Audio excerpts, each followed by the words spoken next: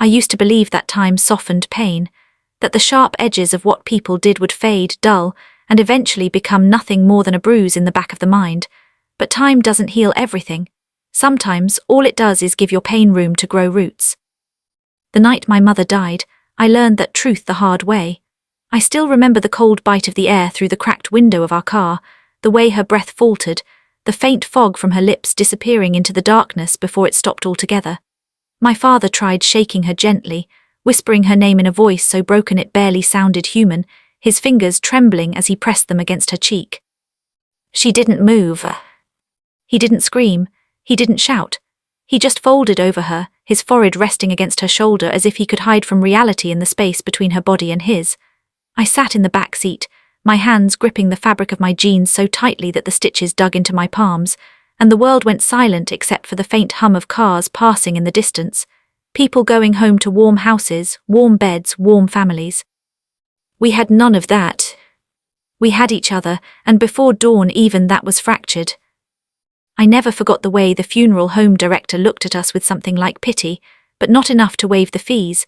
I never forgot how neighbors scraped together enough money to cover the cheapest coffin. I never forgot how my father's siblings didn't show up. Not one, not the ones who lived 10 minutes away, not the ones who promised they would keep us in their prayers, not the ones with enough rooms in their houses to shelter us for a night. They didn't even send flowers. We buried her in a small cemetery on a cold morning where the dew clung to the grass like tears. My father stood stiffly, his jacket one size too big after losing weight from stress, his eyes too hollow for a man still technically alive. When the dirt began to fall over the coffin, he whispered something I didn't hear, but I saw his lips shape the words "I'm sorry." I stepped closer, placing my hand on his back. "You did your best," I said.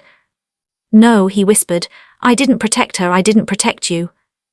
I didn't argue, I just stood with him, the wind stinging my cheeks, my heart carving one vow into itself so deeply it became part of who I was. I would never let the world or family hurt us again without consequence. My father tried to keep going after that, but grief has a way of hollowing out even the strongest of men. He would sit in the shelter where we eventually found space, staring at the wall long after lights out.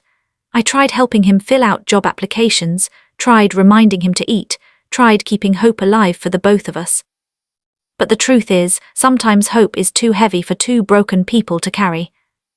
By the time I left for college years later, with a scholarship I earned through sleepless nights and too many part-time jobs, my father had turned into a shadow of the man who once lifted me onto his shoulders on 4th of July nights to point at the fireworks. He died still apologizing for things that were never his fault. His siblings didn't attend his funeral either. The world saw his death as another anonymous tragedy, but for me, it was the final stage of transformation. The grief didn't break me, it crystallized into something sharper, colder, and infinitely more focused. Revenge wasn't just a desire, it became direction. The family that abandoned us moved on with their lives like nothing had happened. They hosted barbecues, posted holiday photos, celebrated promotions, and bought new properties. They succeeded while we suffocated. They prospered while we drowned. But while they thrived in comfort, I built myself in fire. College became my arena. Hardship became my advantage. While others slept, I studied until my eyes burned.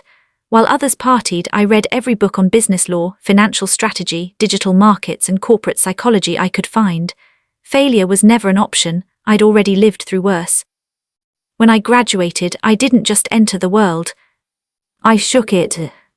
I built my company from scratch, one client at a time, one late-night strategy session at a time, one saved business at a time. People said my mind worked like a machine, precise, relentless, efficient. They didn't know the truth. Machines have no trauma. I had enough to fuel a dozen lifetimes. Word spread quickly. My solutions were unconventional but effective. My results were undeniable. Within a few years, I became the person other companies called when they were on life support.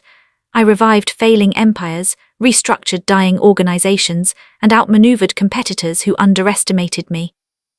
Revenge stayed simmering in the pit of my chest, waiting for the right moment.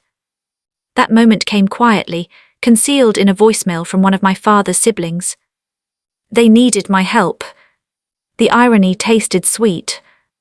Their family business, the one they once bragged about while ignoring our pleas, was failing, not slowly, disastrously.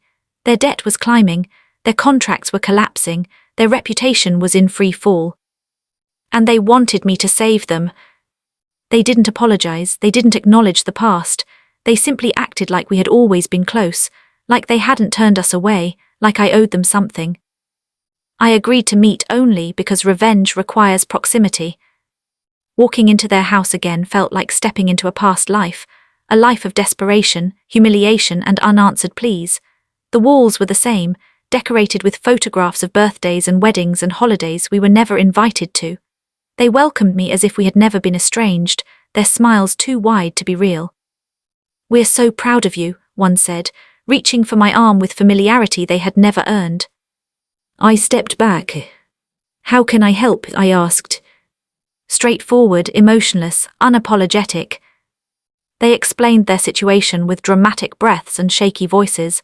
Their business was sinking and they needed me to restructure it. They needed my expertise. They needed my connections. They needed the same person they once treated as disposable. I played my part flawlessly. I listened, I nodded, I made notes, I pretended to care. Then I handed them a stack of contracts. Everything was perfectly legal. They just failed to read the fine print, like they always failed to read the signs of other people's suffering. They signed with desperation giddying their hands. As soon as the ink dried, their assets were entangled with my authority. They handed me control, believing I would save them. I didn't save them. I recreated their downfall with precision. Not illegally, not maliciously. Strategically. I exposed vulnerabilities they had ignored for years. I brought in audits they weren't prepared for. I enforced compliance with standards they had never met. I gave them enough rope to either climb or hang themselves. They weren't climbers. When their cash flow sputtered, I seized operational rights. When their buildings needed maintenance they couldn't afford, I used their debt clauses to take ownership. When their employees panicked, I offered them positions in my expanding company, positions they accepted gladly. Every failure they suffered was a mirror of what they once allowed us to suffer. But I didn't just take their business. I made them work for me. Not out of pettiness, out of necessity. To understand the weight of their cruelty, they needed to feel the weight of humility. The tasks I assigned them weren't degrading, they were revealing: filing documents, organizing supplies, cleaning out storage units, answering customer complaints, tasks thousands of hardworking people do daily without shame. But for them, people who once looked down on anyone struggling, it was unbearable. One afternoon, one of them slammed their hands on my office desk. "We're family, you should treat us better." I looked at them, remembering the night my mother took her last breath in the back seat of a car. "You're right," I said calmly. "I'm treating you exactly how family treated us." Their mouth opened, closed, opened again, but no apology came, it never would. When my father died, a part of me hoped, foolishly, that maybe they would show up, not out of love but out of human decency. They didn't. That day became the final seal on their fate. I called a mandatory meeting at the business headquarters, now legally under my ownership. They shuffled in, some angry, some scared, some pretending to be confused. I stood at the head of the table, a place they once reserved only for themselves. "I'm taking everything," I said. The silence that followed was thick enough to choke on. They shouted, they begged, they cried, they swore, they threatened. They collapsed into their chairs like puppets with cut strings. I waited until the noise died down.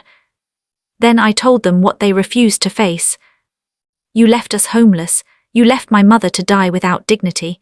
You left my father to break under the weight of shame. You closed your doors, you closed your hearts. All I'm doing now is returning what you gave us." The room went still. One by one their worlds collapsed, their properties were absorbed, their accounts were frozen, their business name was retired, their influence was erased. Some moved away, unable to face the town that once admired them.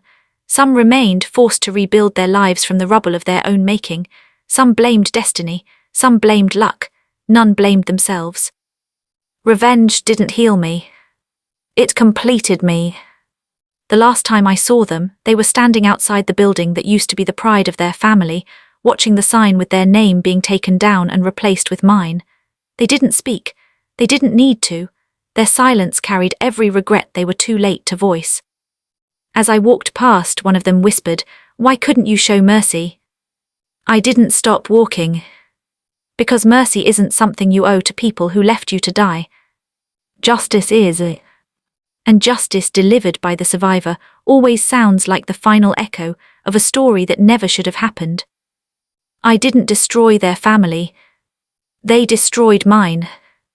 I simply returned the truth to its rightful owners.